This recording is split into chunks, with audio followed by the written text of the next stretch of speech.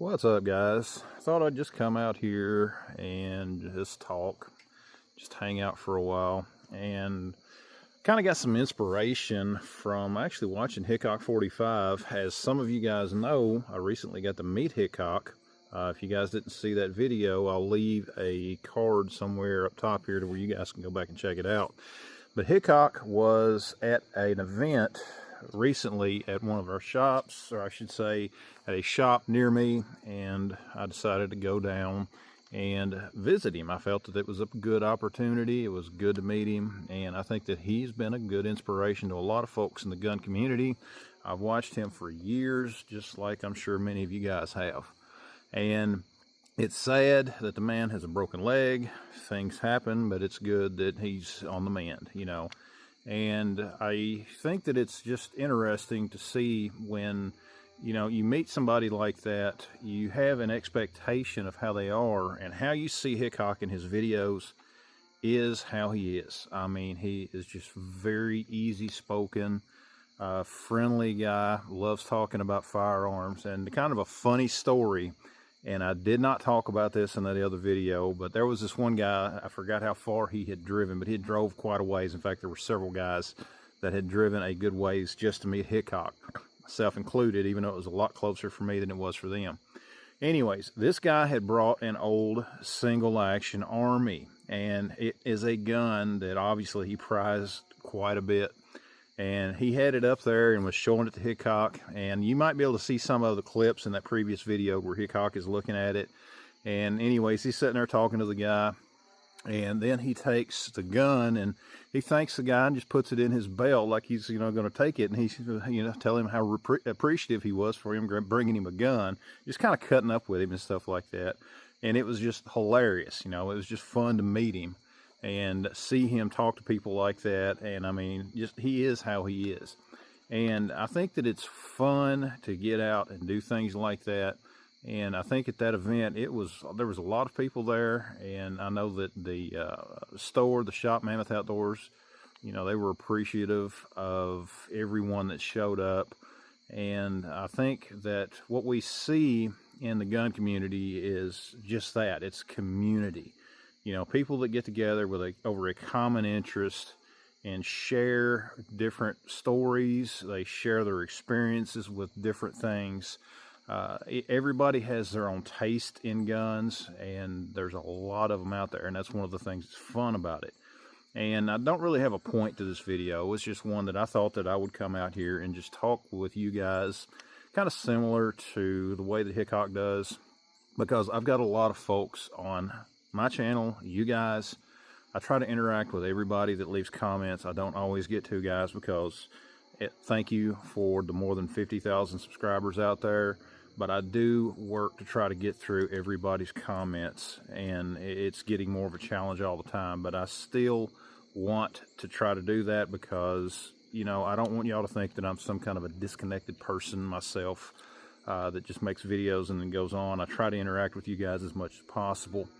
Just like what Hickok was doing. He took the time and, come out to that meet and greet and was there just to meet his fans, to talk with fans and stuff like that, and it was great.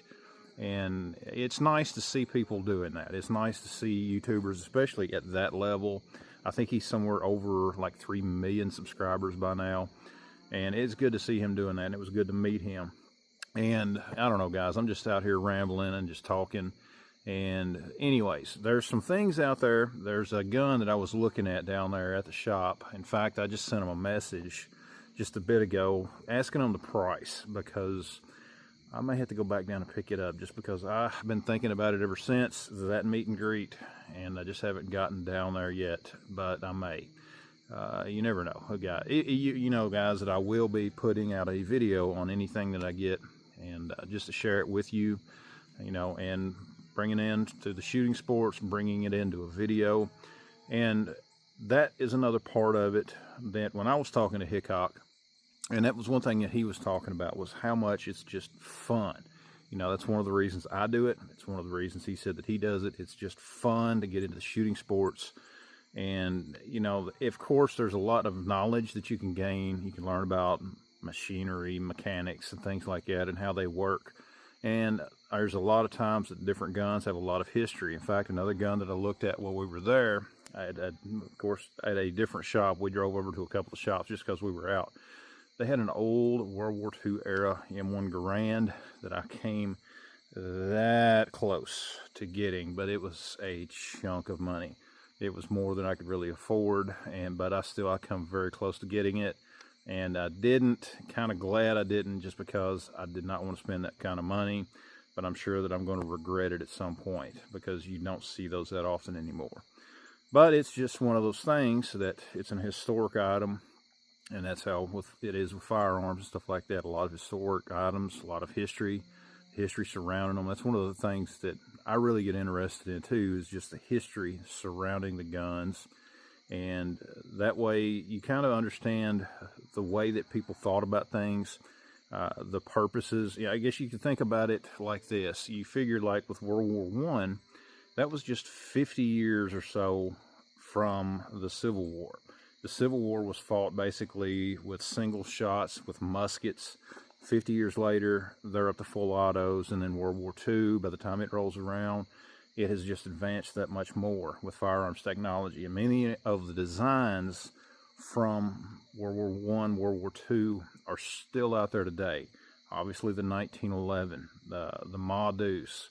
You know, there's different ones out there that are still around that had their roots in those early designs. And I can tell, guys, this is starting getting a little bit dark out here because of the way that I'm facing. So I'm just going to pick this up and turn around a little bit. You guys can look over the mess that's back behind me.